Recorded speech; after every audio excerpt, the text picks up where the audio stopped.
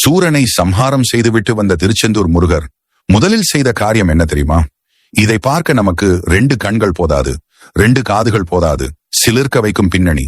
நீங்கள் முருகன் பக்தன் அப்படின்னா கமெண்டில் கருணை கடலை கந்த போற்றி என்று சொல்லவும். முருகன் முதலில் செய்த விஷயம் என்ன என்றால் பஞ்சலிங்கம். சூரனை சம்ஹாரம் செய்த முருகன் பஞ்சலிங்களை வைத்து பூஜை செய்ய அமர்ந்தார். எதுவாக இருந்தாலும் தன் அப்பன் சிவபெருமானை பூஜை செய்தால் எப்பேற்பட்ட தோஷங்களும் போய்விடும் என்று. நாகேஸ்வரர், பசுபதீஸ்வரர், சோமேஸ்வரர், நாராயணேஸ்வரர், பிரஜபதீஸ்வரர் என்று 5 லிங்கங்களை பூஜை செய்து கொண்டு அர்ச்சனை செய்ய பூவை கையில் எடுக்கிறார். அங்கிருந்து தேவர்கள் குரல் கேட்கிறது, சாமி என்று. சாமி என்றால் அது முருகன் மட்டும்தான். சாமி என்ற பெயருக்கு சொந்தக்காரரே அவர் மட்டும்தான். அதனால்தான் அவர் பெயர் சாமிநாதன். அவர் இருக்கும் மலை பெயர் சுவாமி மலை. சாமி என்று கேட்ட உடம் மறுபடியும் ஏதும் அசுரனிடம் மாட்டிக்கொண்டார்களா என்று தெரியாமல் அந்த கையில் அர்ச்சனைக்கு வைத்திருந்த பூவுடன் திரும்பி காட்சி கொடுத்தார். அதனால் தான் திருச்செந்தூர் முருகன் கையில் ஒரு பூ இருக்கும். கைகளில் பூவுடன் இருக்கும் திருச்செந்தூர் முருகனின் பெயர் செந்தில் ஆண்டவர். இதன் பொருள் செந்தாமரை பூ போன்ற முகம் கொண்டவர் என்பதாகும்.